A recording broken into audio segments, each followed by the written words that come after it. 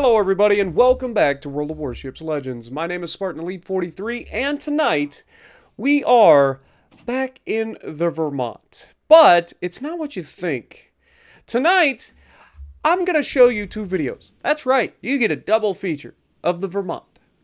Now you guys knew this was going to be a thing, let's be honest. I've been looking forward to the Vermont for a long time.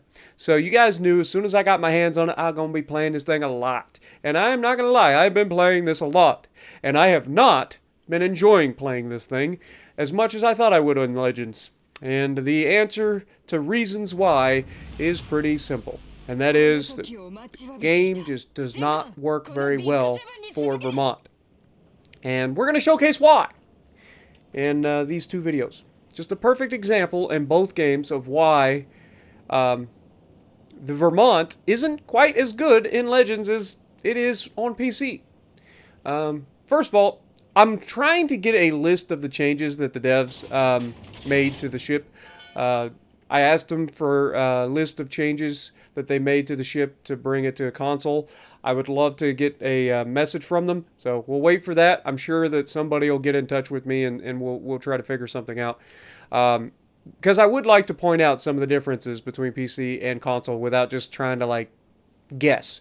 One of the worst things about our development team is that there's just not a lot of information about the ships they bring in.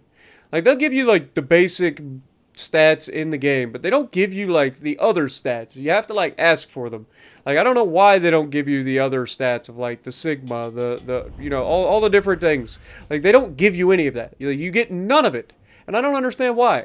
Why is it that on PC they'll show you all that? They'll tell you all the different stats of the ship, and that's fine. Those of us who want to know about it should be able to get that information and have it readily available. It shouldn't have to be us having to get a hold of developers in order to, or community managers to try to get stats for ships. Why isn't it available? Whether it's a wiki page that you guys create and manage, or a just on your website have a stats page or something. Just give us something that we can go to for more information about the ships that are in the game, so that we're not guessing. Now, with that out of the way, let's talk about this game. Now you're going to notice something in both games. I'm going to be on comms. I don't get on comms very often. But I feel like in Vermont, I have to be on comms, because I gotta try to get some teamwork out of my teams, and it just does not happen. Our team is already 2 ships down, and we are 1 minute and 45 seconds into the game. Oh, sorry, 2 minutes 45 seconds. It was 2 minutes 15 seconds. 2 minutes 15 seconds into the game, we're already 2 ships down. Why? Look at the positioning of both. One sailed straight into the A cap, dead. Shocker. One made a gamer turn at the Charlie cap, where the destroyer just happened to be. He's dead. Okay? You can give that guy a little bit of a reprieve just due to the fact that he just happened to spawn across from the destroyer. But you should always have that in the back of your mind. And you should be ready for those shells coming in and paying attention. Speaking of paying attention, we're going to try to slap this Ager, and we finally catch him turning out. And he was not ready for the Vermont. And so we immediately take all of his health. Now, having taken all of his health, you'd think somebody would be able to finish him off relatively quickly. But watch what happens next. Now, I know the Destroyer player on my team. He's a guy that I knew from World of Warships or World of Tanks console. He's on my friends list. We've talked on multiple occasions, but unfortunately, he gets himself into a position and gets yeeted early in the game by a Des Moines. Look at the Des Moines' position. Where is the Des Moines? No one knows. He hasn't been spotted. So that means that our destroyer was within radar range of somebody he couldn't spot. Okay? There's nothing wrong with that. It happens. So what's the next thing that happens? Well, we've already lost 2 cruisers and a destroyer, which means we are going to be hurting trying to pull this game back. Now you can see I'm looking for every opportunity, and you can start to say one way or another, maybe Spartan is not playing aggressively enough, but you can't be aggressive in this ship. Especially in Legends, with everybody so close, and the proliferation of just ridiculous destroyers at Legendary tier. You just can't be aggressive in this thing. I have changed my build multiple times, trying to figure out what works best for me. Speaking of the proliferation of ridiculously strong destroyers, out comes the Kleber to show, for the first time on the enemy team, a little bit of a weakness. And what does he do? He YOLO rushes a battleship, loses all of his hit points, and gets himself yeeted. Now, I'm trying to save my battleship here. I do manage to kill the destroyer. He gets all of his torps away, and the GK survives for now, but now look at the GK's position. He's not only been torped into oblivion, but now he's floating into the center of the map. We gotta start making better decisions at Legendary Tier, guys. Like, you can't make the same mistakes at Legendary Tier that you've been making the entire time throughout your entire, playthrough, right? At Legendary Tier, the penalty for these mistakes is death. 9 times out of 10. Whether it's one person just annihilating you or 2 or 3 people finishing you off very quickly. Every mistake that you make at Legendary Tier is punished severely. So you've got to consider this, okay? The number one thought on your head should be, how can I be of use to my team in the moment? And if you're sailing straight into the middle of the map and dying 30 seconds in, you got to change your strategy. And I'm not being salty, I'm not being toxic, I'm simply trying to, get folks to work together, get folks to try and, actually pay attention to the mistakes that they're making. You have to at some point. Now, I know it's free-to-play game, and it's not for everybody. There's going to be potatoes, there's going to be better players, I get that. We're going to showcase plenty of potatoes in the 2 games. We're going to showcase plenty of people who take the game more seriously. But I don't normally get into comms because you guys know I have a tendency to get upset, and when I do, it's not fair for anybody to be in a match where I'm getting upset and I end up in comms, right? So what I try to do is when I do get into comms, I just point out the mistakes that are going on, or try to get teammates that are nearby to help with a specific ship or finish off a ship or that sort of thing.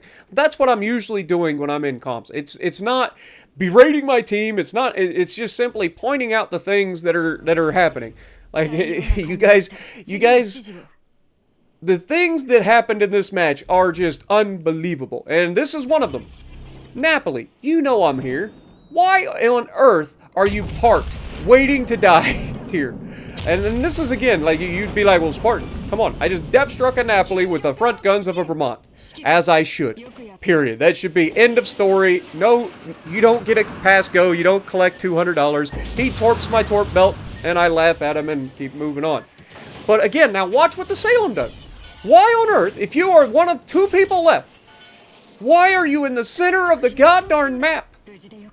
And again, not being toxic, not pointing out anything differently from anybody else, but why are these people making these decisions?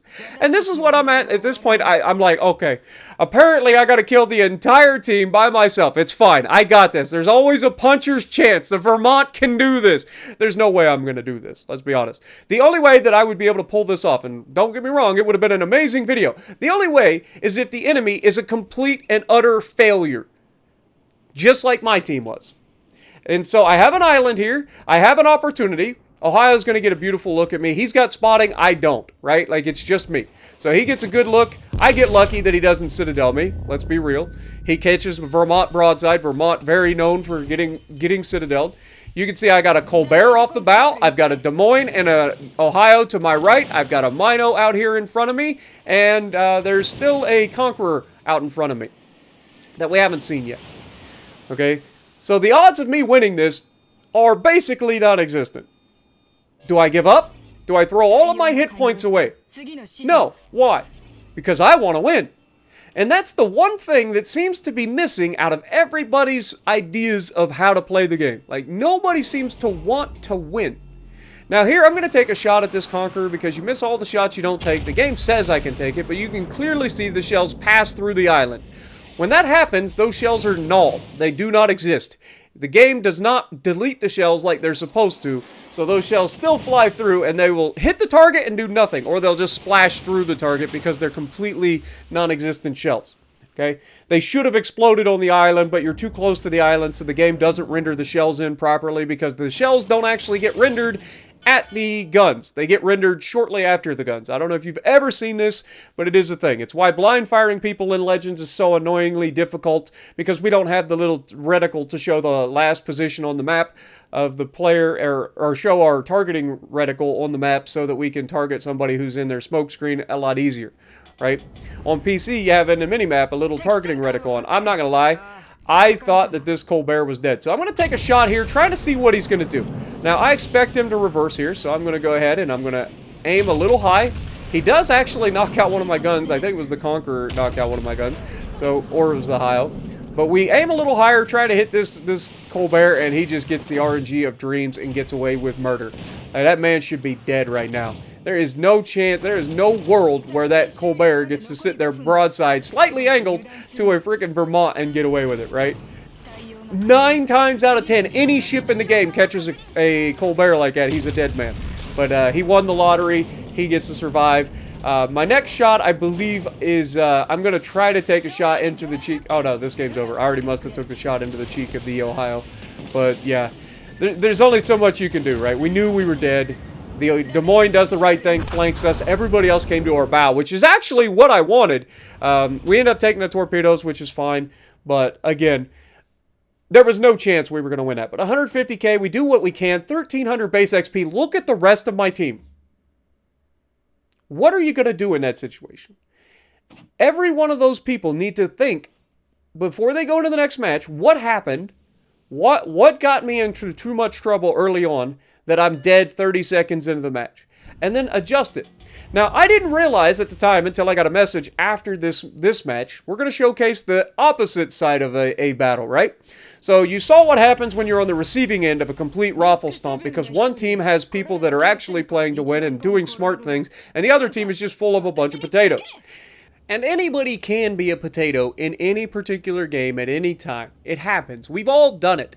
There's nobody that's exempt from this. Now, in this particular game, we have a division on our team, which I didn't even realize at the time, because I was so into just playing this game with the teammates that I have. I was in chat, and everybody on this team, with the exception of the division, because they were in division chat, we couldn't hear them. Everyone on this team was communicating, it seemed like. I'm not kidding. There was at least 3 different people in chat during this game. And every one of them was just having a good time, talking about what they're doing, where they're looking, what's going on.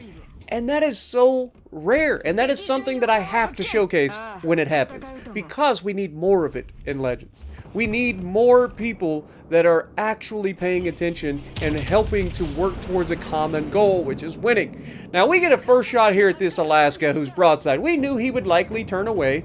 I aimed a little high, but unfortunately didn't aim high enough. We are going to get a couple of hits here, but it's not as much damage as we could have gotten off of that man. Now, what happens next is absolutely gorgeous. We have a gunboat who, A, spawned in immediately, which is a thought in and of itself, goes forward, finds the enemy destroyer, then he realizes, hey, I have support, I should probably just kill this enemy destroyer instead of letting him get away, which is what a lot of people would do in this situation. And so watch the amount of shells going in the direction of the enemy destroyer. Now, I only got 1 hit on him. The cruiser next to me, I don't think actually hit him. The battleship in front of me in the Yamato, he actually shot at him as well. That is 3 people plus the destroyer focused on killing a destroyer at the beginning of a match. Now, if you're the daring in this situation, you're hating life because you are just feeling like you are on an island. And you are. There's nobody there to help you. And so, if the destroyer were to make any different changes in this one, it would be simple. Don't be so aggressive early on when you know that the enemy gunboat is in the game, right? Like when you spawn into the match, you look in and see what counters you, right? You look for, if you're in a destroyer, you see me, guys, I jump in, the first thing I do is look at how many destroyers are in the game, how many radars are in the game. Those are the 2 things that I am most worried about when I spawn in a destroyer, right?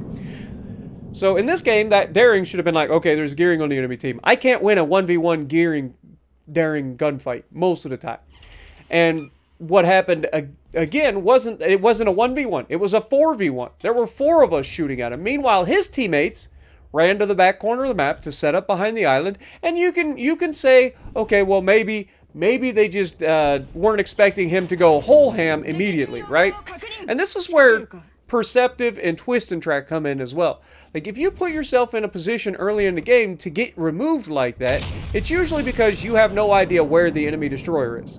And that is why I always tell people you need to try to run perceptive or twist and track, because it allows you to know the direction of the closest ship, which is almost always a destroyer when you're this early in the match, right? So it allows you to avoid that. Now, what we're doing now is we're trying to assist the left side, which just happens to be legendary V19, Big J, and Mega Ruul over there. Unfortunately, Big J goes down early. He got caught by an Alaska over in the corner. But overall, we are trying to give those crossfire supports while Mega Ruul in the Colombo is trying everything in his power to win that side. And that is another thing that we always preach on this channel. It's like, guys, try to stay on your side and fight what's there. Your teammates should be looking for these sorts of crossfires. World of Warships Legends is not a very large game when it comes down to it. Like, they have shrank the spawns so much on the game that you have the opportunity to get these sorts of crossfires early on. So pay attention. And if you set up these crossfires, you may not always be the one that benefits from it. Like, I ended up taking half the health off that Schlieffen. Colombo ends up living because of it.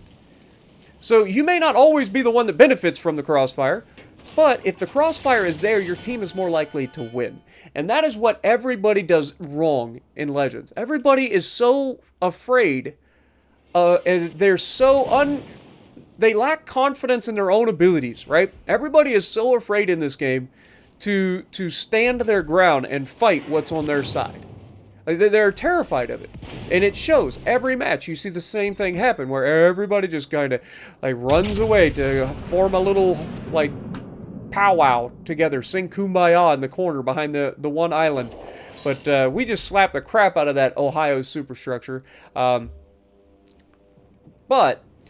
what I'm saying is that at the end of the day, you've got to learn to fight your side. You can't control what the rest of your team does.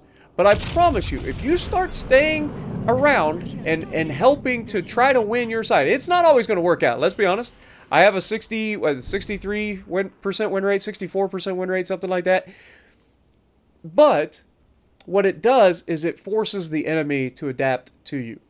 If the enemy has nothing on one flank, they can steamroll and allow you to get behind, or allow them to get behind your team, and then they're shooting you from multiple flanks, right?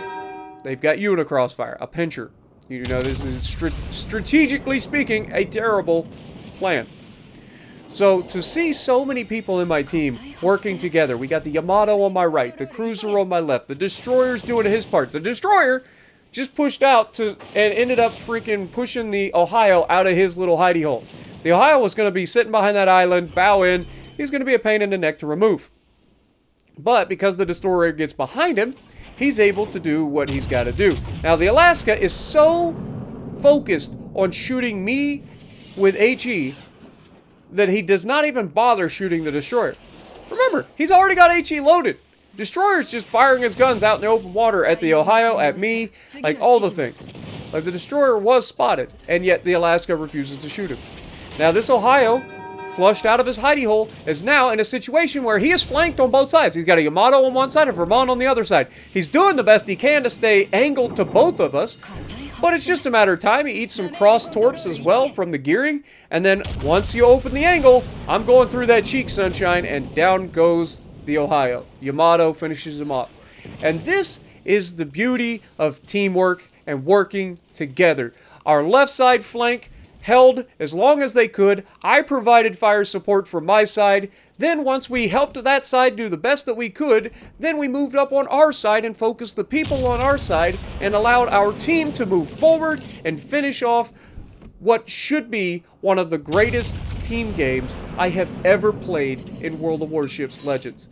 And I hope that this is a thing that begins to come on. And I know a lot of people will be like, well, Spartan, you just got lucky. You got into a game with people that were streaming at the time. I had no idea they were on. And I didn't even notice they were on my team until after the message, when they sent me a message saying GG's. All I knew is that this team was communicating and that I was able to provide support for the left side of the map early on those rushing torpedo battleships, because, let's be honest, Nobody has patience in this game when it comes to torpedo battleships. They got to get in there immediately and throw all their hit points away. And if those Schlieffens had played that a little bit smarter on that side of the map, this game would have been a heck of a lot more interesting than it is. So it always comes down, all these raffle stomps always comes down to one or two players that just do the unthinkable early on. And that is what ends up costing their team to get completely steamrolled. Because once it starts, it's very difficult to stop that and reverse that power difference between two teams. So I really hope that you guys enjoyed this. I really do. I know it's a different kind of video. It's not a huge, ridiculous game replay, but I had to show the difference between being on a team where the team just does the unthinkable, throws all their health away as quickly as possible, and then you're just left to fend for yourself against insurmountable odds. And then the complete opposite, which happened just 2 games later, where I get put on the other side, where my team works together, stays on their sides, provides crossfires and support, and we go together and take out the enemy team. And so I really do hope that this sticks. So let me know what you guys think down in the comments below. And if you like what I'm doing, punch the like button, leave a comment below, subscribe to the channel if you haven't already, and as always, I will see you in the next video.